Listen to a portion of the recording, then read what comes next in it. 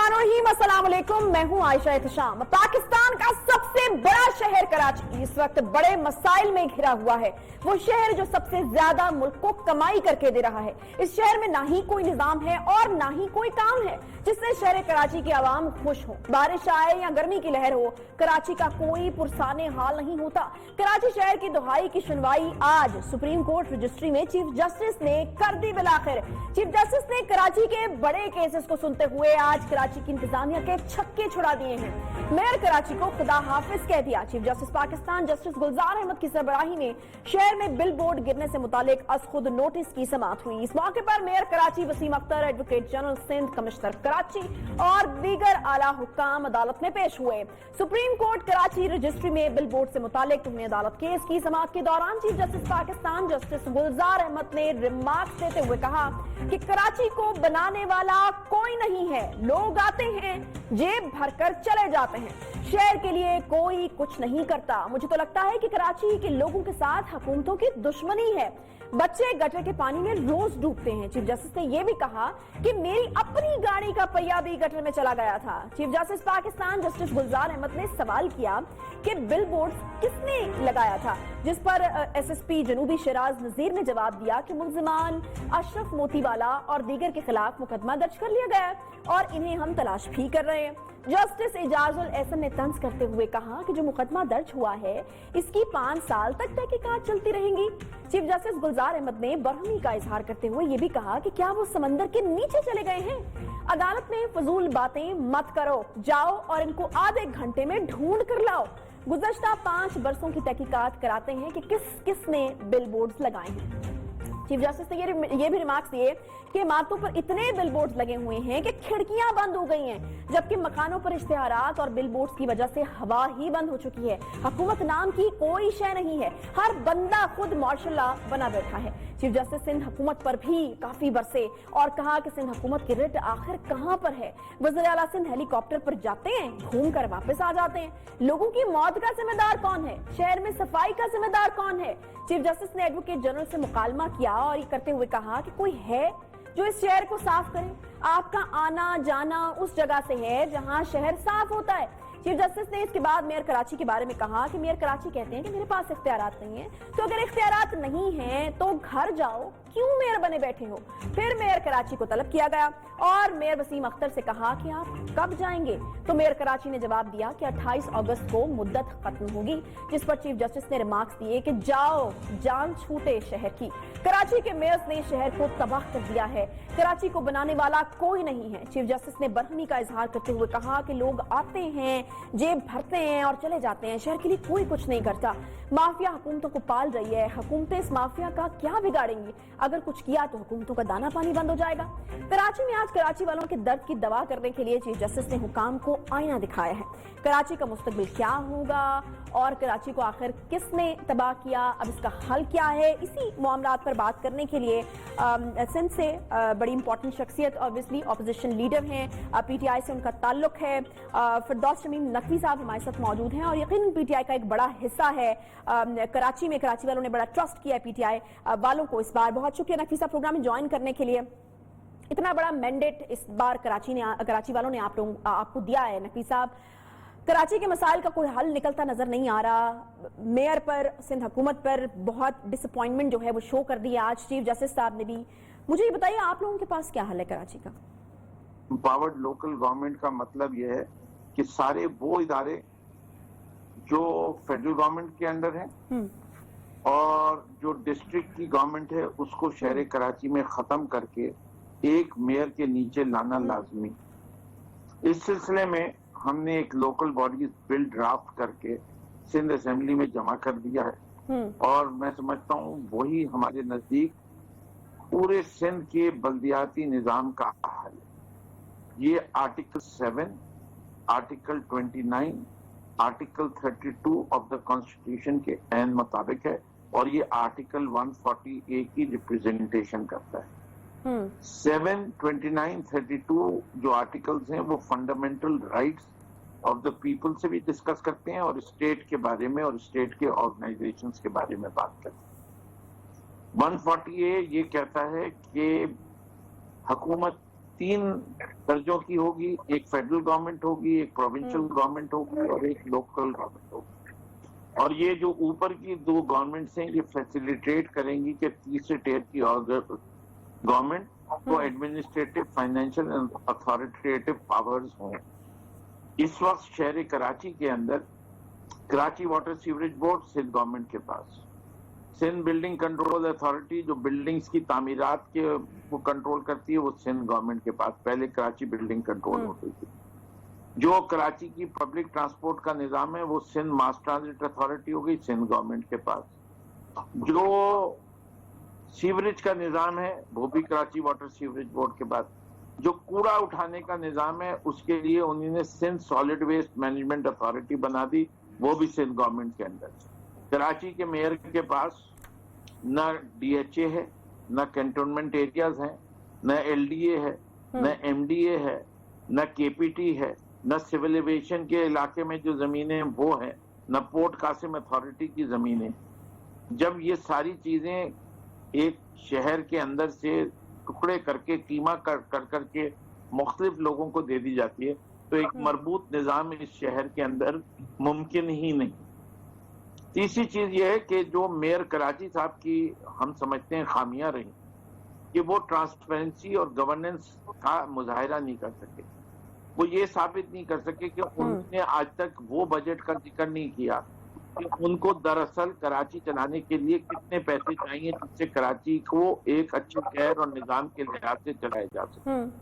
माजी में जब भी सियासी जमातों की हुकूमत आई है उन्होंने अपने इन इदारों को पार्टी के वर्कर्स को नौकरियां देने के लिए इस्तेमाल किया है, चाहे वो KMC हो चाहे कराची वाटर सीवरेज बोर्ड हो। और यही वो वजूहत थी जिसकी वजह से शायद पाकिस्तान पीपल्स पार्टी ने दफा जो है ये इदारे 2013 के आइन के जो उन्होंने बिल बनाया लोकल बॉडीज का, वो इदारे शहर कराची से ले लिए। लेकिन इससे शहर को फायदा नहीं हुआ, नुकसान हुआ। जो निजाम बनाया जाता है वो पार्टी सोच के नहीं बनाया जाता, आवाम की भलाई सोच के बनाया जाता है। और यही बिल में, हमारे बिल में और इनके बिल में फर्क है। हमें इस बात से कोई परवाह नहीं है कि किस जमात का मेयर आता है। हाँ। हम समझते हैं निजाम दुरुस्त होगा तो काम दुरुस्त होगा। ठीक है नकवी साहब, मैंने आपकी बड़ी तफसीलन आपने बात की, मैंने सुन ली। आपने वही बात कही कि मेयर के पास जो है वो तो इख्तियारात नहीं है, सिंध हुकूमत के पास अगर तमाम मामलात हैं उनके हाथ में तो वो कुछ कर नहीं रहे, तो फिर तीसरी तरफ तो आप ही की तरफ देखना पड़ेगा। तो सुप्रीम कोर्ट ने तो काफी बरहमी का इजहार जो है अब वो किया है, अब इस मसले का कोई हल निकलना तो है। मुझे ये बताइएगा कि जो बातें आप पहले कहते रहे हैं कि कराची का जो वाहिद हल है वो गवर्नर राज है या फिर इसको विफाक के ज़रिए इंतजाम दे देना चाहिए, तो आपके ख्याल में बस यही हल है और आप लोगों के पास हल है और आप लोग हल निकाल लेंगे अगर इस तरीके कार को इख्तियार किया जाता तो? जी, मैंने गवर्नर राज को तीसरा हल कहा था। अच्छा। मेरे लिहाज से आखिरी दफा जो पाकिस्तान में गवर्नर राज किसी सूबे में आया वो आया था पंजाब के अंदर, जो पीपल्स पार्टी लाई थी, सलमान तासीफ साहब। गवर्नर राज हल नहीं है। गवर्नर राज एक शॉर्ट टर्म पैचवर्क सोल्यूशन होता है for a very short period. ठीक। जो असल हल है वो अवाम को शऊर देना है। अवाम ही का फैसला है जब वो 5 साल के लिए एक हुकूमत देते हैं। वो हुकूमत अगर कवानीन के मुताबिक नहीं चले और जो सर्विस डिलीवरी उन्होंने लोगों से वादा किया रहे हैं वो डिलीवर नहीं दे, तो दूसरी तरफ एक सर्विस डिलीवरी का वादा मरकज में जो हुकूमत आई है वो उसकी भी जिम्मेदारी है। जब सूबाई हुकूमत अपनी जिम्मेदारियां पूरी करती हुई नजर नहीं आए तो वफाक को फिर उसमें मुदाखलत करनी लाजिम है। अच्छा। ये मैं लाजिम का लफ्ज इस्तेमाल कर रहा हूँ और जानबूझ के कर रहा हूँ।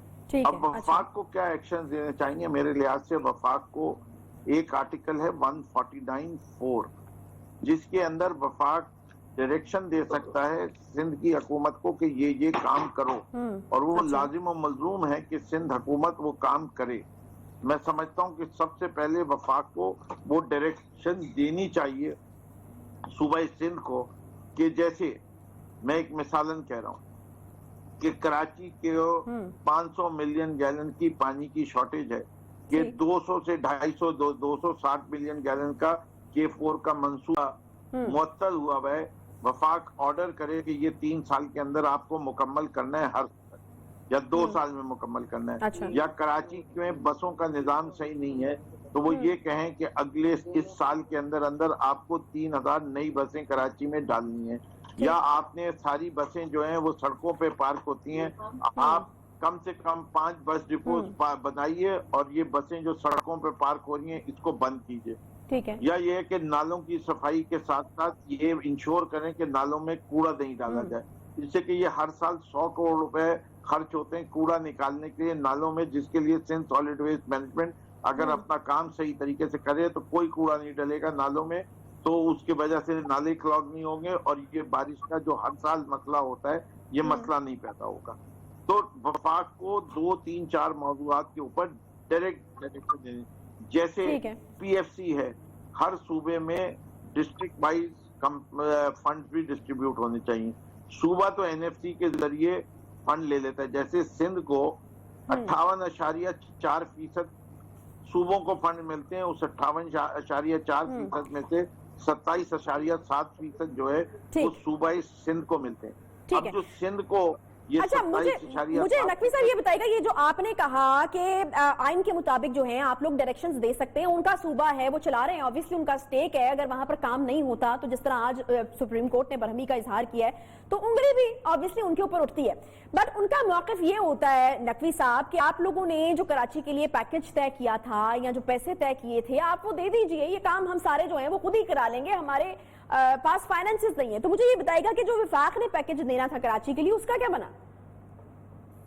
देखिए, पहली चीज तो ये है कि वफाक ये जो पैकेज दे रहा है ये खसूसी तौर पे कराची को दे रहा है, बाकी किसी शहर को नहीं दे रहा। अच्छा। ये 162 अरब का पैकेज था जो कि एक 4 साला प्रोग्राम के तहत, उसके अंदर जो पैसे डायरेक्ट वफाक खुद खर्च कर रहा है वो ग्रीन लाइन मंसूबे पे किए, कराची के 6 फ्लाईओवर्स पे किए, मंगोपीर निस्तर रोड दोबारा बनाने पे किए, और उसके अलावा शहरी इलाकों के अंदर जो सड़कें टूटी हुई हैं हर साल उसके ऊपर 1.5 से 2 अरब रुपए दे रहा है कि वो छोटे छोटे मंसूबे, गलियां, सीवरेज लाइन और उनको दुरुस्त किया जा सके।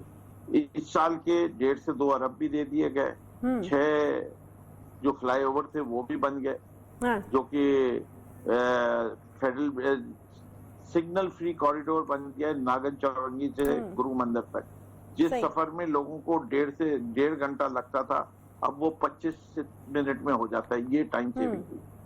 इसके अलावा कराची का एक बहुत बड़ा मसला ये है कि बीइंग कराची पोर्ट ट्रस्ट की वजह से ये पूरी हैवी ट्रैफिक जो है ये शहर के बीच में से जाती है। तो हमने एक रेलवे लाइन को डीबंडल किया और पिछले माह